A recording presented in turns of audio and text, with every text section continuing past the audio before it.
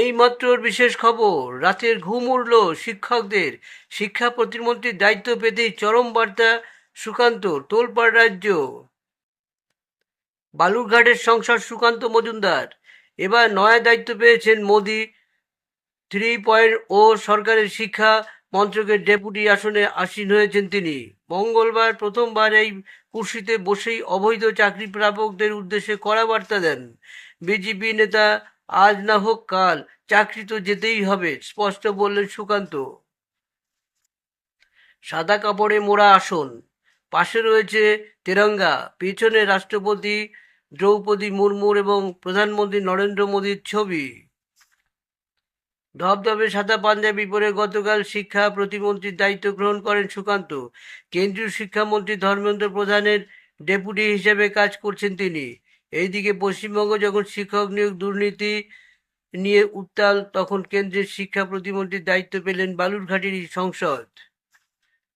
শিক্ষা ডেপুটির পদে আসীন হওয়ার দিনই অবৈধ চাকরি প্রাপকদের কড়া বার্তা দেন সুকান্ত। বিজেপির নেতা বললেন, নিজেরা পরীক্ষা দিয়ে নিজের যোগ্যতায় যারা চাকরি পেয়েছেন তাদের কষ্ট বুঝতে পারি, কারণ একদিন আমি নিজে এসএসসি দিয়ে বছরখানেক একটি স্কুলে চাকরি করেছি।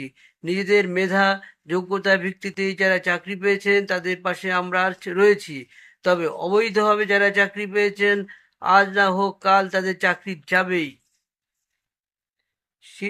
শিক্ষক নিয়োগ দুর্নীতি নিয়ে দীর্ঘদিন ধরে উত্তাল রাজ্য রাজনীতি। রাজ্যের প্রাক্তন শিক্ষামন্ত্রী পার্থ চট্টোপাধ্যায় ইতিমধ্যেই গ্রেপ্তার হয়েছেন। জেলের চার দেওয়ালের মধ্যেই জীবন কাটাচ্ছেন।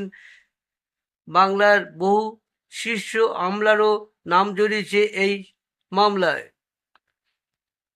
এই প্রসঙ্গে সুকান্ত বলেন, বিগত কয়েক বছরের বাংলায় যেভাবে মামলাগুলি প্রকাশ্যে এসেছে তাতে বাংলার তথা বাঙালির মান সম্মান অনেকটাই ধুলায় মিশিয়ে গেছে। প্রাক্তন শিক্ষামন্ত্রী জেলবন্দি, উনি এবং আমি একই সঙ্গে একই বিশ্ববিদ্যালয় থেকে পিএইচডিতে এনরোল করেছিলাম। এটা খুব একটা গর্বের নয়।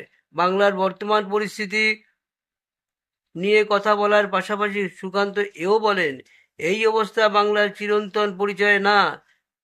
সবাই মিলে চেষ্টা করে রাজ্যকে এই পরিস্থিতি থেকে বের করে আনা সম্ভব বলে মন্তব্য করেন সুকান্ত। এই ছিল ছোট্ট খবরটি। আপনারা অবশ্যই আপনাদের প্রতিক্রিয়া জানাবেন ডেসক্রিপশন বক্সে।